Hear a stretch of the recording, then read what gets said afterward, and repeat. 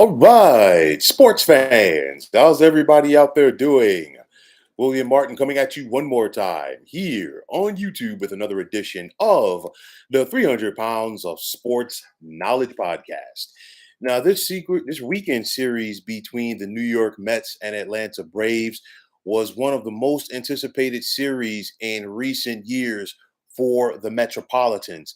The Braves had sliced into the Mets once double-digit lead, and at one point in recent weeks, Atlanta was able to get New York's lead in the division down to just a half game. But the Mets entered action this weekend with a 3.5 game lead over Atlanta. And when this series was all said and done, New York was able to increase their lead to 6.5 games over their rivals in the National League East. Now, this weekend, the Mets were able to take 4 out of 5 against the Braves. And throughout this series, the Mets simply punched the Braves in the mouth. You look at this series, and in the 4 wins for the Mets, they were aggressive. And actually, in the 5 games, the teams that won, of course, the Mets won 4 and the Braves won 1.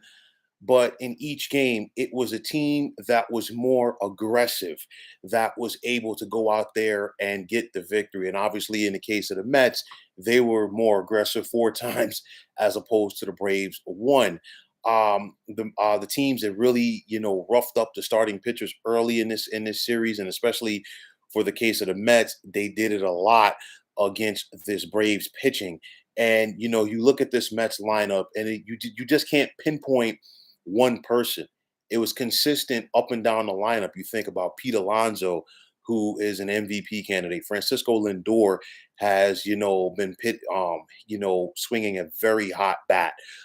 You think about Brandon Nimmo, you think about Starling Marte, and you think about the additions that the Mets made prior to the trade deadline, getting Vogelbach from Pittsburgh, and of course Naquin from Cincinnati. And these guys have been able to come in at key moments in this series and contribute.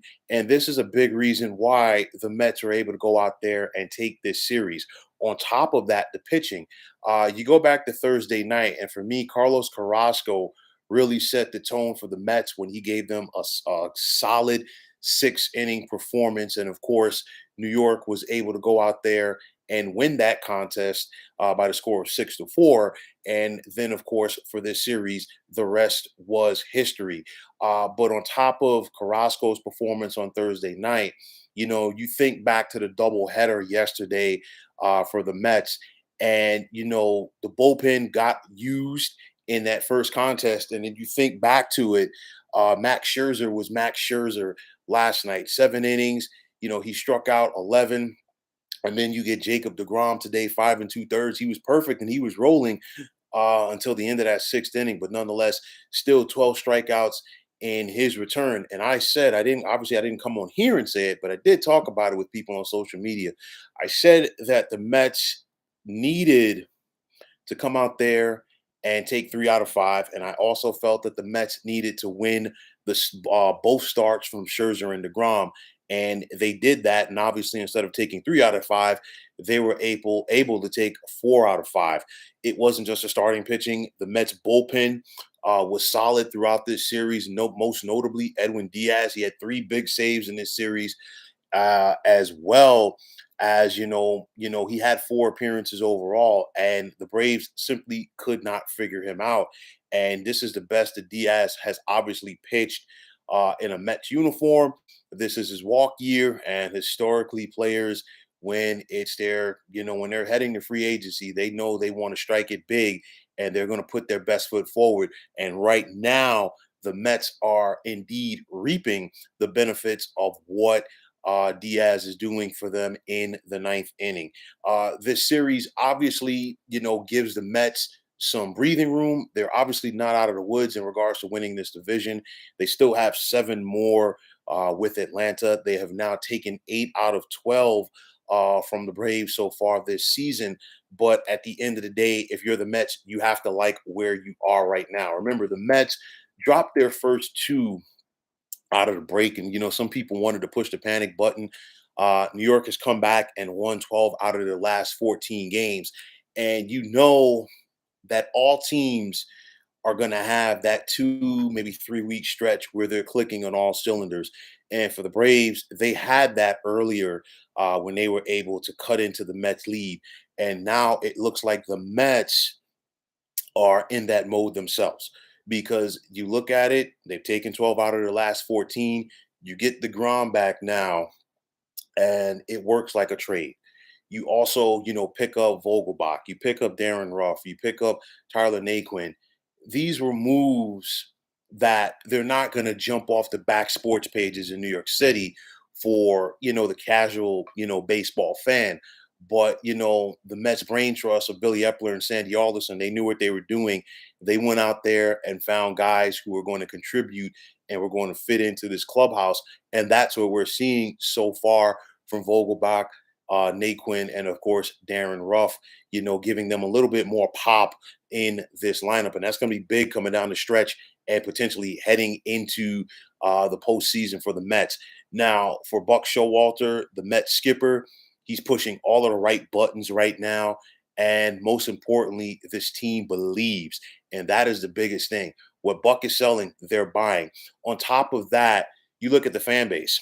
This weekend series for the Mets had a 2015 feel to it. And I say that from the standpoint that, you go back to 2015, and of course, the infamous non trade where, Wilmer Flores thought he was getting traded, ended up not getting traded. And then before you knew it, the Mets ended up getting Yoenis Cespedes. They had a situation where they were trailing the Washington Nationals for first place in the division. Flores hit that walk off on Friday night. The Mets swept the Nationals, took over first place, and they never looked back while the Nationals faltered. Now, from the Mets standpoint, I think the Mets have an opportunity to build off of this. The Braves, I still believe, are going to be a playoff team. So if anybody thinks the Braves are going to roll over and die, it's not going to happen. They are the defending World Series champions, and they're not going to go down without a fight. And there is still a possibility that these two good clubs, because these are both two good baseball teams right here, have the potential to meet come October. Nonetheless, for the Mets, they have to feel good about this series, but they know that they cannot take their foot off of the throttle.